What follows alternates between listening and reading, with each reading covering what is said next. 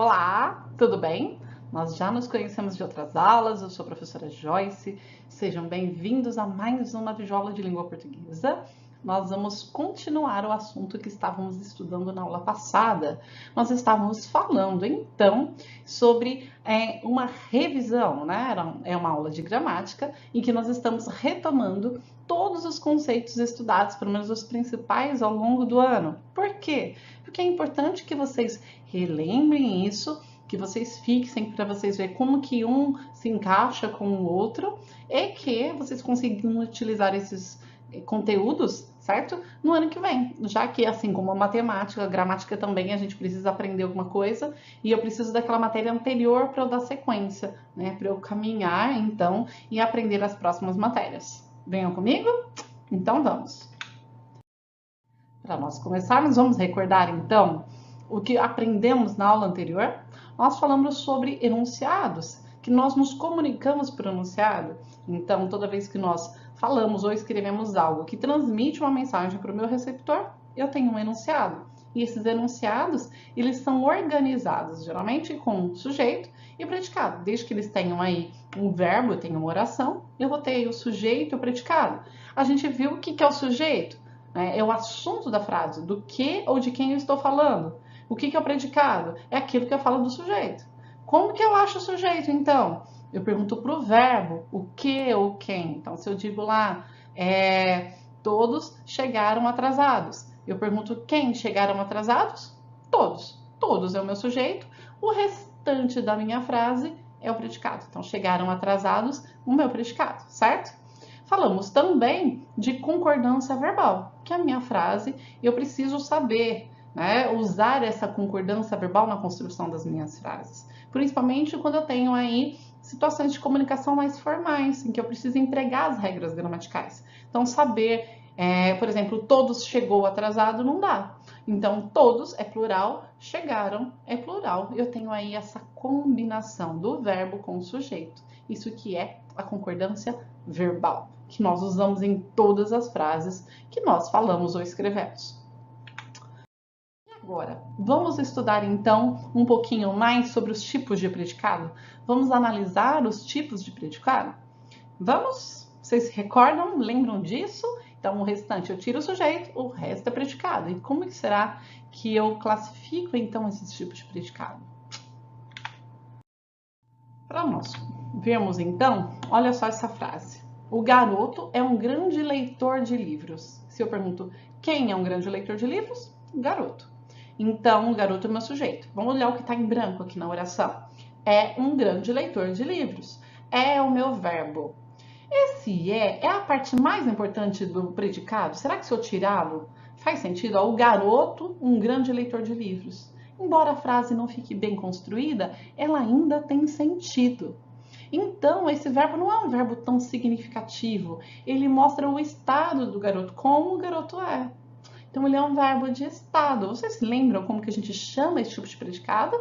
Em que o meu verbo é um verbo de estado. São os verbos de ligação, certo? Então, é um verbo de estado. Esse verbo, ele serve, então, somente para ligar. Ele é meio vazio de significado. Ele serve para ligar o sujeito naquilo que eu estou falando do sujeito, que é justamente o meu predicativo, tá? E aí, o meu núcleo, então, se é um predicado, né, se o meu núcleo, que é a palavra mais importante, não é o verbo, é sim leitor, que é um substantivo, é um nome. Então, se o núcleo é um nome, isso aqui é um predicado nominal. Viram o que é um predicado nominal? O núcleo é um substantivo, uma palavra de natureza substantiva. Eu tenho aí, então, um verbo que ele é de estado. Lá a gente falou dos verbos da festa PPCVV, lembra? Ser, estar, permila ser, ficar, tornar-se, andar, viver, virar. Então, são todos esses verbos que dão uma noção de estado, certo? O estado em que se encontra o sujeito.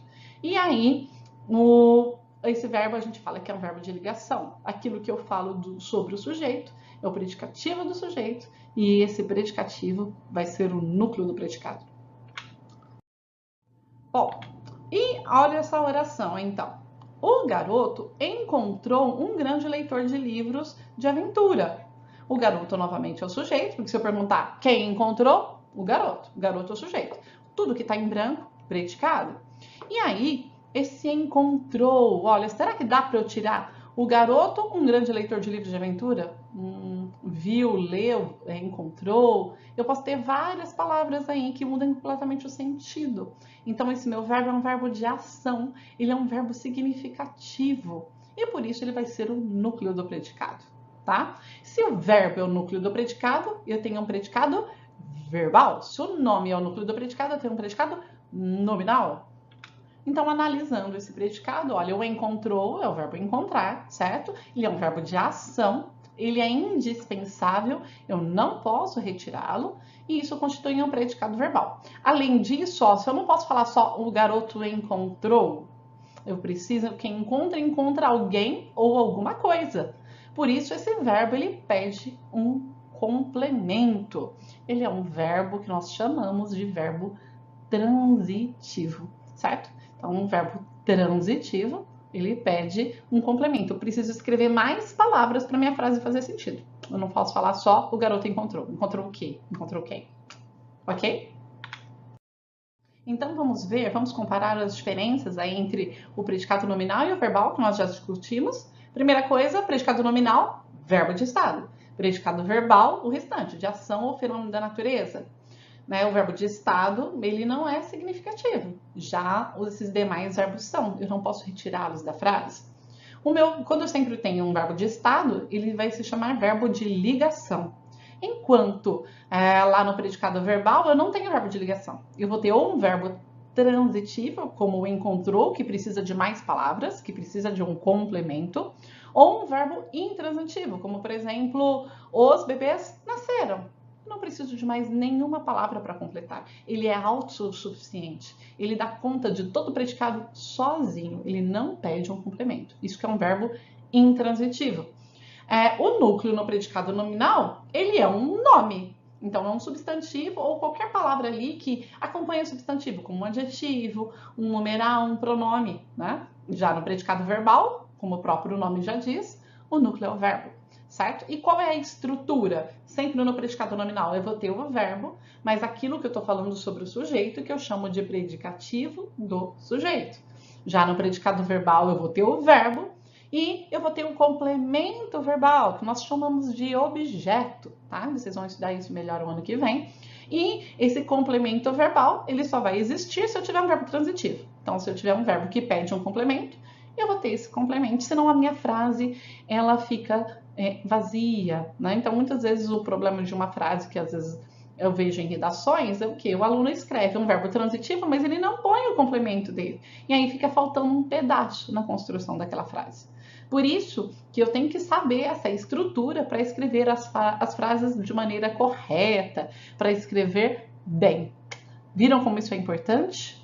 Então, aqui, de uma certa forma, nós temos aí as características entre o predicado nominal e o verbal. O ano que vem, vocês vão estudar um terceiro tipo, que é o verbo nominal, que ele vai ser uma misturinha dos dois. Certo?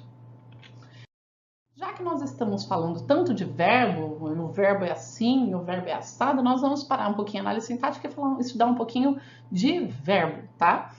Então, olha só, conjugando o verbo Facebook. É claro que é brincadeira, não existe verbo Facebook, né?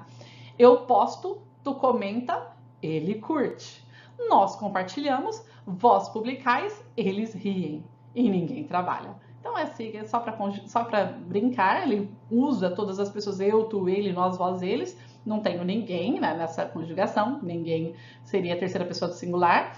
Mas ele, eu posto, tu comenta, todo mundo interage com o Facebook, né? Ele curte, nós compartilhamos, vós publicais, vocês postam também, todos riem, eles riem, né? E ninguém trabalha. Então as pessoas fazem uma crítica que todo mundo fica muito tempo nas redes sociais e deixa de trabalhar. Então, como que um verbo ele é formado? Se um verbo ele está conjugado, os verbos eles são como se fosse uma espécie de Lego, né, de quebra-cabeça. Um verbo ele é formado por várias partezinhas, várias pecinhas, certo? Que é o radical, vogal temática, as definências, o que nós vamos ver aqui. E é isso que vai resultar no meu verbo conjugado. Se eu troco uma das peças, eu mudo completamente o sentido, tá? Então, o que que é? Primeiro eu começo um radical, tá? Depois a vogal temática E aí as desinências. O que seria o radical? O radical, geralmente, é a parte que não muda do verbo. É ela que dá o significado daquele verbo. Então, por exemplo, o verbo amar. Qual que é o radical? É só tirar o ar. Amar, esse AM é o meu radical. Se eu troco de amar por falar, eu troco por fal, certo? Eu mudei o verbo. Toda vez que eu troco o radical, eu estou trocando qual é o verbo, tá? A vogal temática, ela vai me dizer a qual conjugação aquele verbo pertence. Eu vou para conjugação. O que é isso? Para facilitar a nossa vida, eu tenho 3 conjugações. São 3 modelos para eu conjugar um verbo. E se eu, por acaso, souber uma terminação de cada verbo, se eu souber conjugar um verbo da primeira conjugação, que são os que terminam em ar, um da segunda conjugação, que são os que terminam em er, e um da terceira conjugação, que são os que terminam em ir, eu vou saber conjugar praticamente todos, pelo menos todos que seguem aquele padrão, aquela regularidade. Então, se eu sei conjugar, por exemplo, o verbo falar, eu falo, tu falas, ele fala, nós falamos, vós falais, eles falam. Eu só troco o radical e eu consigo conjugar, por exemplo, o verbo chorar. Eu choro, tu choras, ele chora, nós choramos, vós chorais, eles choram. Tem as mesmas terminações, eu só troco um radical pelo outro e eu conjugo qualquer verbo terminado em ar. Então, primeira conjugação são os verbos terminados em ar. Segunda conjugação, os verbos terminados em er, correr, beber, assim por diante. Terceira conjugação, os verbos terminados em ir, sorrir, partir. Então, se eu sei um, eu sei todos. Viram como é tranquilo? E aí, depois dessa vogal temática, eu vou ter as desinências. As desinências vão indicar justamente o modo, o tempo, o número e a pessoa desse verbo. Então, vamos lá. Olha, vamos olhar a estrutura desse verbo aqui, que eu vou dar como exemplo. Estudaremos, certo? Então, estudaremos vem do verbo estudar. Estudar? Certo. Então, vamos lá. Eu pego o de estudar, tiro o ar, estude. Estude, então, é o meu radical, tá? Esse A aqui é uma vogal, lembra as vogais A, E e U? Esse A que vem depois do radical é a minha vogal temática, mostra que ele é da primeira conjugação. Esse re, tá? De estudaremos, esse ire é uma desinência modo temporal. Ele que mostra que é o futuro do presente indicativo, tá? Então, o modo indicativo é o futuro. Se eu tirar esse re, por exemplo, estudávamos, trocar o re pelo vá, eu mudo o tempo. Em vez de ser futuro, vai virar pretérito. Então, eu vou ter o modo, estudássemos, se eu trocar pelo se, além de trocar o tempo, eu também troco o modo, vai para o subjuntivo, que nós vamos ver já já o que ele significa. E o nos é uma desinência número pessoal, indica aí que é a primeira pessoa do plural. Então, vamos ver um pouquinho mais sobre as desinências. As desinências verbais, as primeiras que nós vimos aí são as de número e pessoa, número pessoal, tá? Então, o eu, quem que é o eu? A primeira pessoa que fala, se ele tá sozinho é eu, se é plural é nós, a pessoa que está falando com mais alguém. Quem é o tu, que é a segunda pessoa, é com quem eu falo. Então, se eu falo com uma pessoa só, tu, se eu falo com várias pessoas, plural, vós. Quem que é o ele ou ela? É a terceira pessoa de quem ou do que está falando. Então, se eu falo de uma pessoa, ele e ela, ou se eu falo de várias pessoas, eles, elas. Entenderam? Olhem aqui essa tirinha, ó. Me atrapalho toda com esses tempos verbais. Qual é o futuro do presente? Se o presente continuar, como será o futuro? E aí ele faz uma brincadeira entre o futuro do presente e aí como que vai ser o futuro, fazendo uma crítica de como está o nosso presente. Então, ela faz uma brincadeira aqui. Claro que, principalmente no indicativo, eu vou ter subdivisões. Mas, de uma certa forma, simplificando, é bem tranquilo. Observem, então, as noções de tempo. Eu vou ter o presente, que é o agora, o momento da fala que eu estou falando. O pretérito, que é o passado, tudo que ocorreu antes do agora, do momento, né, do agora, tá? Como se fosse o ontem, ou mesmo 5 minutos atrás, já era pretérito, e o futuro é aquilo que ainda vai acontecer, né? O depois do agora. Então, é sempre em relação ao presente, ao momento que é falado aquela ação. Então, se eu tenho, eu gosto de vocês, o gosto é presente, eu gostei é pretérito, eu gostarei é futuro, certo? Viram como é mais fácil? E sobre os modos verbais, eu tenho então o indicativo, o subjuntivo e o imperativo. Eu tenho esses 3 modos. O que é um modo verbal? Ele vai indicar qual a atitude em relação àquilo que eu estou falando. Como que eu me sinto em relação àquilo que eu digo. Então, eu tenho lá o indicativo e o subjuntivo, eles são opostos, eles são contrários, certo? Então, se o indicativo é o modo que eu expresso uma certeza, se eu falo eu gosto de vocês, eu tenho certeza do que eu tô falando. Agora, se eu gostasse, uma dúvida, uma hipótese, eu não tenho mais certeza, né? Ele pode expressar uma dúvida, uma possibilidade, um desejo, uma previsão, né? Quando o meu time ganhar o campeonato, não é certeza, eu estou tentando prever o futuro. Então, não é certeza de que aquilo vai acontecer, ok? E quais são os modos verbais empregados? Como você seria capaz de matar alguém, né? Se ele também quisesse me matar, sim. Mas se ele fosse forçado, se ele quisesse, se as pessoas juntassem, nesses casos todos é uma hipótese. Então, eu vou ter aqui o subjuntivo, uma certeza. É diferente se eu falar, eu comi arroz com feijão. Aí eu tenho certeza do que eu estou falando, é um indicativo. E olha só essa terceira imagem, né? Qual que é a intenção do Ministério da Saúde usar esses verbos? Não deixe a dengue estragar o seu verão, cubra caixas d'água, né? Então, como não deixo, cubra, são verbos que estão no modo imperativo, certo? Eles estão buscando orientar a população. Então, para que serve o modo imperativo? Ele serve para dar uma recomendação, uma ordem, fazer um pedido, uma súplica que é para implorar, um convite, a instrução, todos os enunciados que você tem aí, por exemplo, né? Encontre tal palavra, veja isso, faça, não faça, pegue, olhe, uma propaganda, entre, veja, acompanhe, aproveite, certo? Então, tudo isso são usados, todos esses enunciados, são usados os verbos no modo imperativo, certo? Alguma dúvida?